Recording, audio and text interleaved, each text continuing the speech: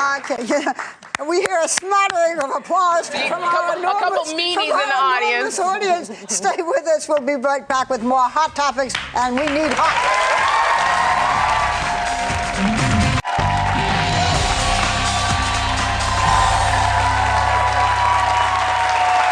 Whatever you think of Sarah Palin, she keeps making news. Well, just recently, she came under fire for writing notes on her hand. You can see, for a speech. She had, it listed things, energy, taxes.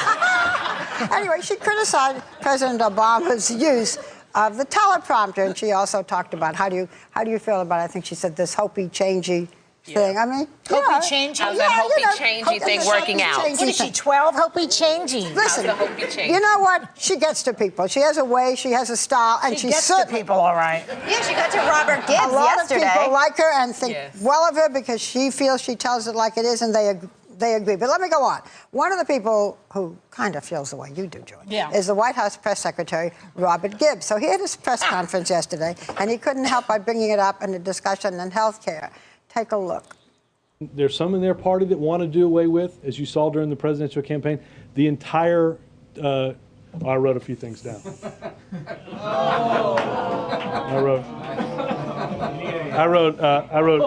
I wrote eggs, milk, and bread.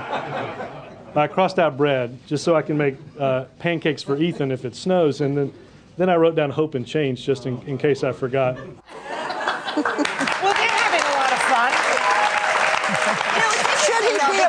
Some people feel he should be above this.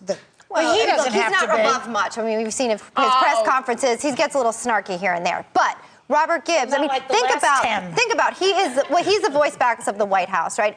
Obviously, Sarah Palin, Governor Sarah Palin, poses a huge She quit. threat. Let me remind you, she quit. Former governor. But I'm just saying, she's always called governor like presidents always call presidents. If you quit in the middle of the term, you're called governor. If you die, you're called the late governor. No, but think about the threat that she's obviously posing. She's not in office right now, as you just mentioned. She's not a member of Congress. Right. She's not even a politician really right now. She doesn't even, she is posing a major threat to the White House, so much so that the press secretary has to copy her. We're on to her tricks. We're on to her tricks. What tricks? Her tricks are that she's planning a run. So this is the way she's doing it. But let me ask you this. So the White House now, the president in the White House now is that threatened by her that his press secretary has to go and write on his hand? No. It's not that he's threatened by her. It's the fact that he can go, that was so stupid, I'm going to go ahead and talk about it and laugh. Why are they listening? I'll tell you why you're listening. Because she freaking talks with an organization who says we got to take a literacy test before we vote. Maybe he just thought it was funny. It was just, can we just laugh at some stuff? I have to agree.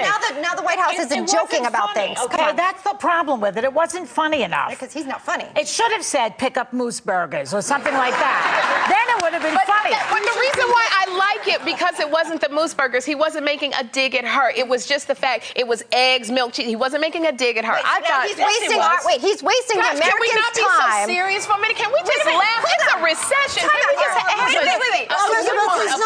Let me clarify here. Can I just say one thing? Why are we laughing right now when people are out of jobs and we're waiting to hear what's happening?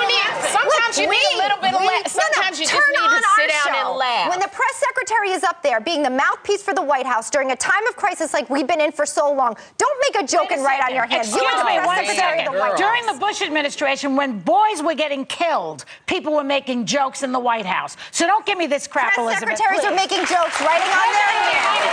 Come on. That is not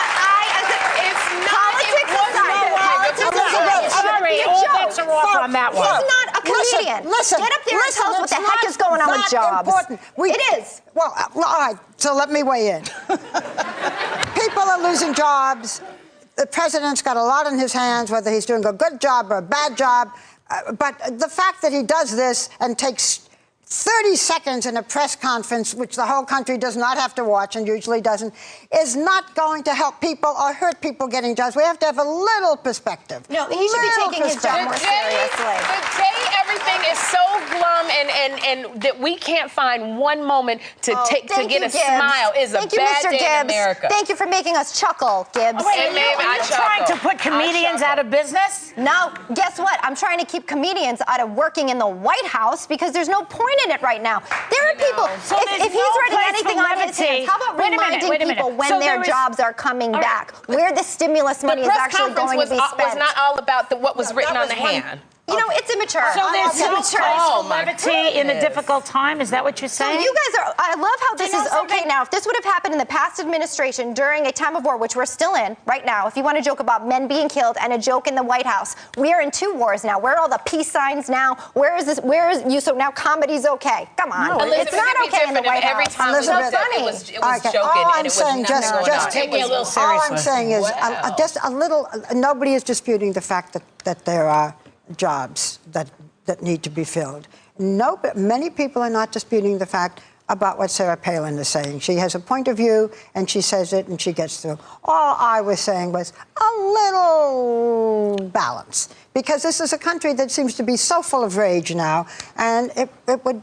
That's something we have to deal with. You're too young to remember. You're too young to remember Kennedy, who was extremely funny in all of the press conferences, and things were serious then. You just said it wasn't okay when the last administration did it during wartime. No. So which side of the fence are you on? I was just trying to explain to you that there is levity. Don't say that it's this administration only. That's all I'm pointing out. I never said that. Don't put those words in my mouth. I'm saying right now at this time, the press secretary shouldn't be making jokes on his hand. If he's writing anything down, it should be the plans that we're supposed to be hearing from our president. He did that too. Can't he do 2 things at one time? Not joking right now. It's not a funny time. Men are the ones who can only hold one thought at once. Women can hold 2 at one time. I want to say something now, which is not political. Sure. All right? At least I hope that it is not political. It better not be funny. Don't think it's funny. Where people are dying. You're the one who said it. Okay, because A, it's not a funny subject, and B, it can cause death to our children. All right, is that serious enough? Good. Let me talk to you about it. Nearly 1/3 of children in America are now overweight or obese. And so yesterday, our First Lady, Michelle Obama, launched her new campaign. It's called Let's Move, and she's joining forces with members of the president's cabinet, plus media people like us, sports, entertainment people like your husband, business leaders, and the medical community to combat childhood obesity. Her goal is to put Americans on track to solve the problem of childhood obesity.'s going to take the kind of food that they get served at lunch, that we all complain about, and the other ways that things can be labeled, so that we try to deal with childhood obesity, which is such a huge problem. However you may feel about Republicans or Democrats, we have to congratulate the First Lady for taking this on. I love her. I actually think this is fantastic.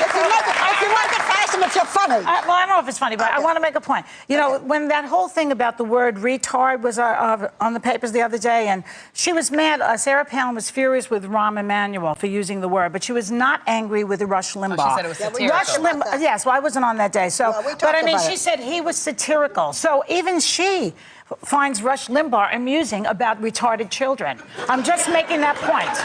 Why are we on that right now? Because I wasn't here on Monday. Okay, then every time I'm on, I'm going to go back over all the things you said. Sometimes, Ms. Fine, I she actually did say think this that. program by the First Lady is outstanding, and I think that anyone who can get involved in making it happen should. I think it's outstanding. Wow. That shouldn't be so shocking.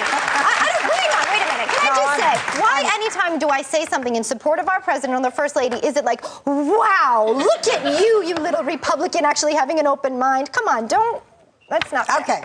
That's all right. not fair. Peace on earth for the moment, peace on the top.